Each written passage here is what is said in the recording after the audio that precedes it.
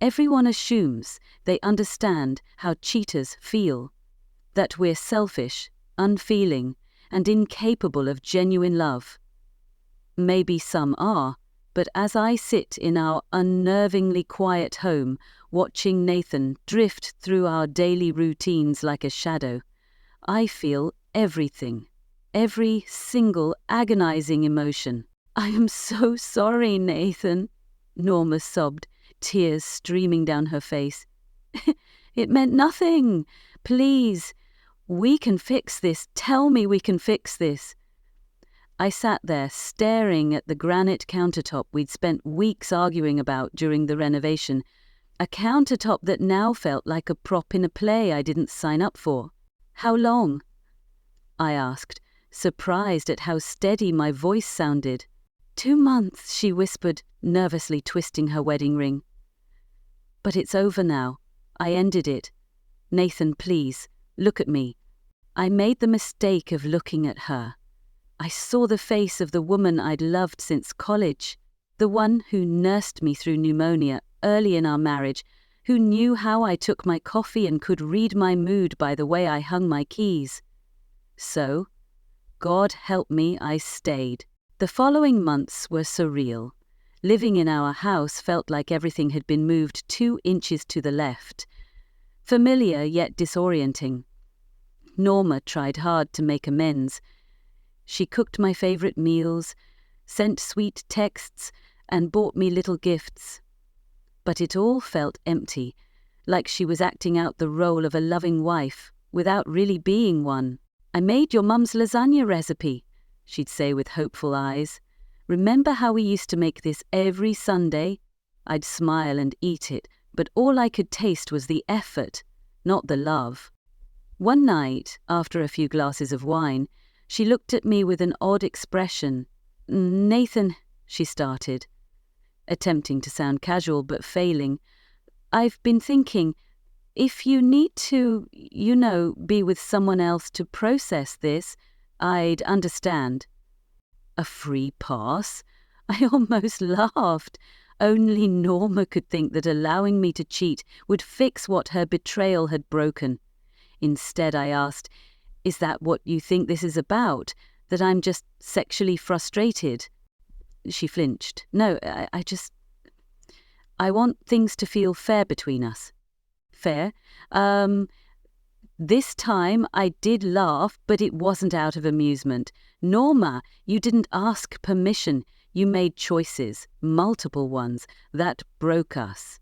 And now you think a whole pass will somehow even the score." She began crying again, and I felt that familiar urge to comfort her, even though she was the one who had hurt me. "I'm trying," she sobbed. "I'm trying so hard to make things right." "I know," I said quietly as I stood up. "And that's what makes it so sad. You're trying to fix something you don't even understand." That night I lay in bed, thinking not about using her free pass, but about how little she grasped the nature of trust, commitment, and love. You can't offer someone permission to break something that's already in pieces. "Hi, I'm Norma. People think they know what it's like to be a cheater, that we're heartless, selfish, and incapable of love. Maybe some are, but as I sit in this unnervingly silent house, watching Nathan go through our routines like a ghost, I feel everything, every ounce of pain. I've become an expert at interpreting his silences. There's the silence over coffee, when he scrolls through his phone instead of sharing funny articles like he used to. The quiet when he comes home late, probably to avoid me. And the worst silence of all, the heavy stillness in bed as we lie as far apart as possible, both pretending to sleep. "I made your favorite tonight," I say, placing a plate of grilled salmon with spicy mango sauce in front of him. He nods, takes a few bites and mutters something about not being hungry. I'm trying so hard it's almost unbearable. Every morning I wake up determined to say or do the right thing that will make him look at me the way he once did. But nothing works. Not the thoughtful dates, the little notes in his lunch, which he probably throws away, or the new lingerie that remains untouched in my drawer. And then there's Patrick, the man I swore I'd never speak to again. It started with an innocent LinkedIn message about work. I told myself it was purely professional. Nathan and I were struggling, but I wasn't that person anymore. I'd learned my lesson. But one message turned into 10. That's a coffee meeting to catch up. Patrick looked good. More than that, he looked at me like I mattered, like I wasn't just someone's mistake. "You seem tense," he said, placing his hand on mine across the table. I should have pulled away. I wanted to, but instead I opened up about Nathan's coldness, my guilt, and how tired I was of trying to fix something that felt irreparable. "Maybe," Patrick said softly, "you're trying to fix the wrong thing." After that, the messages became more frequent, arriving late at night when Nathan lay silent beside me. Patrick's texts made me feel seen, understood. He remembered details about my day, asked about my feelings, and sent silly memes that made me laugh for the first time in months. I told myself it was just a friendship, just someone to talk to while Nathan and I worked through our problems. But deep down, in the part of me I've gotten so good at ignoring, I knew better. The first kiss happened after a particularly awful day. Nathan had finally agreed to couples counseling, but he spent the entire session staring at the wall while I did all the talking. Patrick met me for drinks so I could vent, and somehow we ended up in his car. Then his apartment. "Is this wrong?" I whispered, but I didn't stop. "Life's too short to be this unhappy," he replied, and I let myself believe him. What followed was a whirlwind of secret meetups, deleted texts, and carefully crafted lies. I became someone unrecognizable, constantly checking my phone, inventing work emergencies, and planning every detail like a covert operation. The guilt didn't disappear. In fact, it grew, but now it was mixed with something else, something that felt disturbingly like freedom. Until today. I didn't hear Nathan come home early. I didn't notice him walk upstairs. I didn't hear anything until the bedroom door creaked open and there he stood. Patrick scrambled to grab his clothes, while I sat frozen. Nathan's expression will haunt me forever.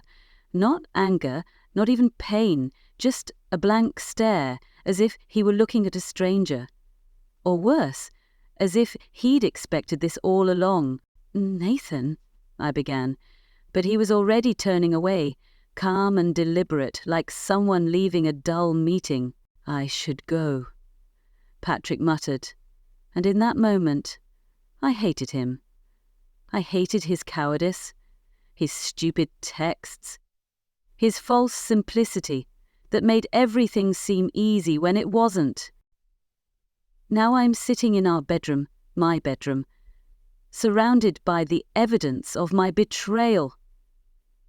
The sheets are messy, there's a lipstick smudge on a pillow, and my phone won't stop buzzing with messages I'm too afraid to open. Downstairs, Nathan moves around quietly. I should go to him, try to explain, beg, promise it won't happen again.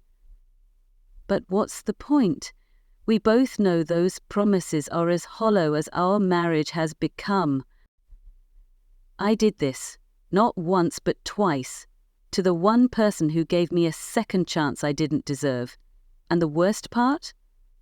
That small, insidious voice in my head whispering, maybe this is for the best. Maybe now we can stop pretending. They say the first time breaks your heart, but the second time just confirms what you already knew. Finding them in our bed should have devastated me, should have made me furious or triggered some emotional collapse. Instead, I felt nothing but a dull sense of inevitability. Of course it's happening again. And the kicker? It was this same guy. Not even a new mistake. The same man she swore meant nothing. The same one she promised never to see again. There's probably some cosmic irony in there, but I'm too exhausted to care. I walked downstairs, made a pot of coffee and sat at the kitchen island while they fumbled around upstairs. Isn't that strange? Brewing coffee while your wife and her lover get dressed. But what else was I supposed to do? Yell? Break things? I'd tried that before, and all it got me was a couple of therapy bills. The next day, Sally from work noticed something was wrong. She's good at that, picking up on things. We'd been working on the Johnson project together for months, and she'd become a friend, the kind who brings you coffee without asking and fills silences with light chatter. And here's the odd thing. I did. For the first time since this nightmare began, I actually wanted to talk, not to a therapist or mutual friend who'd feel pressured to take sides, but to someone who could just listen. So we went out for lunch and I told her everything. Both affairs, the sham of our reconciliation, even that absurd free pass Norma had suggested. Sally just listened. No judgment, no advice, just quiet understanding. You know what's funny? I said, pushing the last of my sandwich around my plate. When Norma suggested that free pass, I thought it was ridiculous. Now I'm wondering if she was onto something, just for the wrong reasons. What do you mean? Sally asked, raising an eyebrow. Maybe sometimes you need someone to remind you that you're not crazy, that your feelings are valid, that you deserve more than watching someone fake change while they just get better at hiding things. After that, lunch with Sally became a regular thing. We talked about everything, not just the mess with Norma, but books, movies, families, dreams, things I'd forgotten I could discuss without walking on eggshells. I started staying late at work, partly to avoid going home, but mostly because talking to Sally felt more real than anything I'd had in years. There was no physical relationship. We both knew that wasn't the point, but the emotional connection was undeniable. Norma noticed, of course. It was impossible not to, especially when I began coming home lighter on my feet despite the chaos she'd created.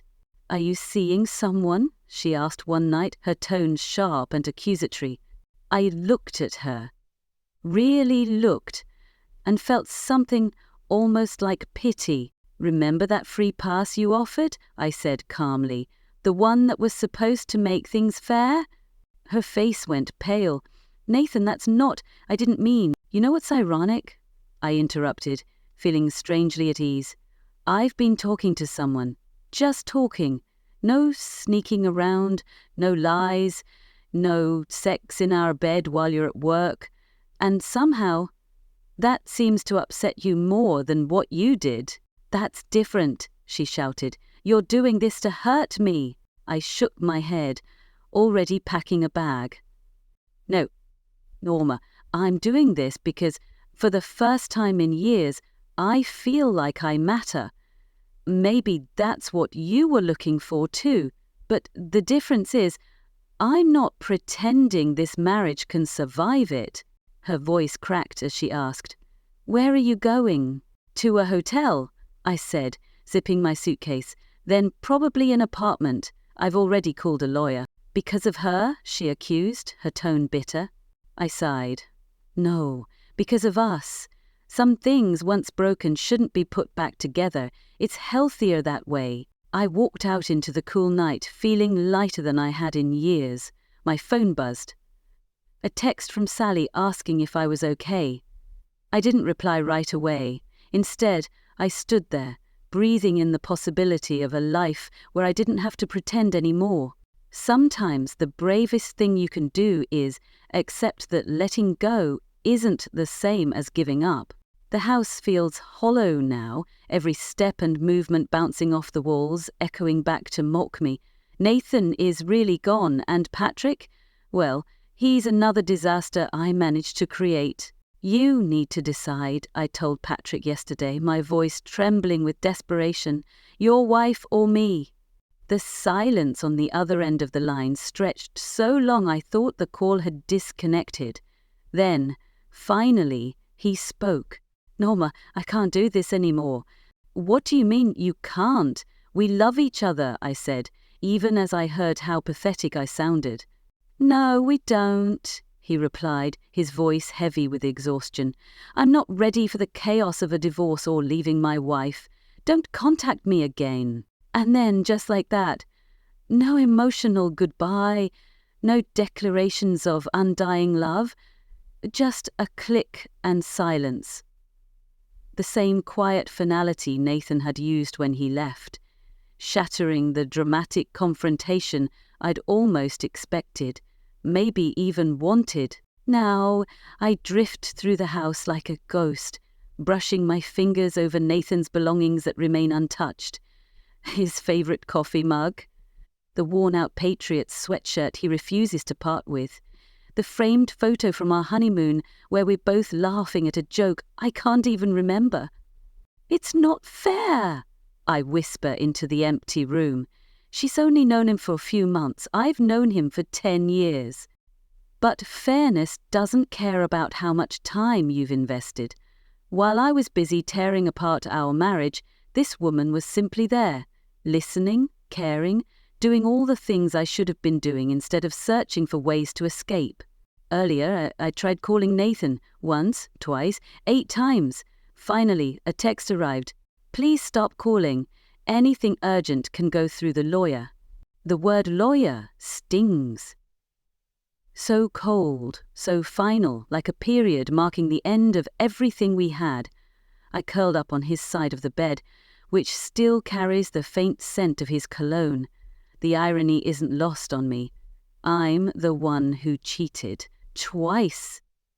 Yet here I am, clutching his pillow and crying like I'm the one who's been wronged. Maybe that's the root of it all. I've been so consumed by playing the star of my own tragic drama that I forgot this was supposed to be our love story. Patrick won't answer my calls either. His wife probably knows by now. Another marriage I've helped ruin, another mess I've created. But Patrick? He gets to go home, beg for forgiveness, and promise to change.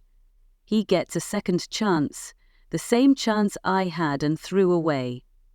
The house feels enormous now, like a museum of all my mistakes, every room holding memories I can't escape. The kitchen, where Nathan first told me he loved me. The living room, where we danced after buying this house. The study, where I sent my first reply to Patrick instead of talking to my husband. I can't stop thinking about Nathan and Sally, just talking, no sneaking around, no lies, no desperate attempts to rationalize bad decisions. It makes me hate her, it makes me hate him, but most of all, it makes me hate myself, because I know, deep down, I know they aren't the ones who destroyed this marriage. The divorce papers will come soon. Nathan's lawyer made that clear. I should call my own lawyer, start sorting through the practicalities of dividing assets and protecting myself. These are the things people do when their lives unravel. But instead I sit here, alone in this empty house, surrounded by the wreckage of 2 ruined marriages, mine and Patrick's narrowly avoided collapse, and finally face the truth. Some things can't be repaired. Some betrayals don't get third chances. Some stories simply have to end, even if you're not ready to close the book.